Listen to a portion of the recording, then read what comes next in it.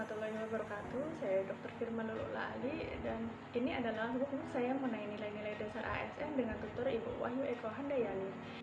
Yang pertama tentang 7 alasan rasional tentang pentingnya pelayanan prima. 1. Kepuasan pelanggan merupakan sarana untuk menghadapi kompetensi masa mendatang. 2. Kepuasan pelanggan merupakan promosi terbaik. 3. Kepuasan pelanggan merupakan aset terpenting. 4. Kepuasan pelanggan menjamin pertumbuhan dan perkembangan organisasi. 5. Pelanggan makin kritis dalam memilih produk atau jasa. 6. Pelanggan puas akan kembali atau customer retention. 7. Pelanggan yang puas mudah memberikan referensi. Selanjutnya, hal-hal fundamental dalam pelayanan publik. Yang pertama merupakan hak warga negara sebagai amanat konstitusi. 2. Diselenggarakan dengan pajak yang dibayar warga negara. 3. Diselenggarakan dengan tujuan mencapai hal-hal yang strategis bagi kemajuan bangsa dan negara. 4. Memiliki fungsi memenuhi kebutuhan dasar warga negara dan memberikan perlindungan bagi warga negara. Oke, selanjutnya konsep responsibilitas dan akuntabilitas. Responsibilitas yaitu kewajiban untuk bertanggung jawab yang bersumber dari dalam diri individu itu sendiri. Sedangkan akuntabilitas yaitu kewajiban untuk bertanggung jawab kepada seseorang atau organisasi yang memberikan amanat. Selanjutnya, bagaimana peran saya untuk menciptakan lingkungan yang akuntabel? Yaitu pertama, memahami tujuan yang ingin dicapai dan tanggung jawab yang harus saya lakukan. Kedua, merencanakan apa yang perlu dilakukan untuk mencapai tujuan. Ketiga, melakukan implementasi dan memantau kemajuan yang telah dicapai. Keempat, dengan memberikan laporan hasil secara lengkap, mudah dipahami, dan tepat waktu. Yang kelima, dengan melakukan monitoring dan evaluasi. Apa itu sinergi perilaku kompeten? Yaitu pertama, belajar dari uji coba atau learning by experimenting. Kedua, belajar dari penelaahan atau penggalian atau learning by investigating. Dan yang ketiga, belajar dari praktek atau learning by practicing. Potensi dan tantangan keanekaragaman apa saja yang terdapat di lingkungan kerja saya?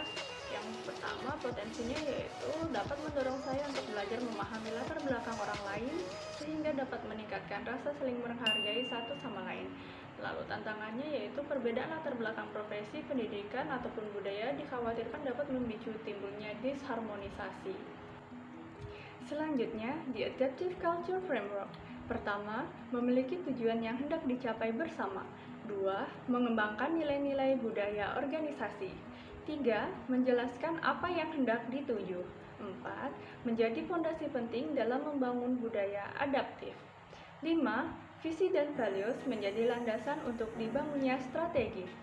6. Mendukung budaya adaptif. 7. Harus dapat menyelesaikan permasalahan yang muncul. 8. Memiliki peran sebagai penguatan budaya adaptif. 9. Aturan main sebagai bentuk formalitas. Lalu, apa itu berpikir kritis dan kreatif? Berpikir kritis yaitu suatu kemampuan untuk berpikir dengan rasional dan tertata yang bertujuan untuk memahami hubungan antara ide dan atau fakta. Sedangkan berpikir kreatif yaitu kemampuan menganalisis sesuatu berdasar data atau informasi untuk menghasilkan ide-ide baru dan memahami sesuatu. Lalu, bagaimana penerapan adaptasi dalam menyelenggarakan tugas dan fungsi organisasi yang merespon perubahan lingkungan? Pertama, menerapkan budaya organisasi. Kedua, menciptakan budaya yang tepat dan dapat mendukung tercapainya tujuan organisasi. 3. Meningkatkan efektivitas kinerja dan organisasi. Kira-kira apa saja yang menjadi tantangan dalam praktek whole of governance? Yang pertama, kapasitas sumber daya manusia dan institusi. 2. Nilai dan budaya organisasi. 3. Kepemimpinan. Baik, itu tadi workbook saya mengenai nilai-nilai dasar ASN. Terima kasih atas perhatiannya. Wassalamualaikum warahmatullahi wabarakatuh.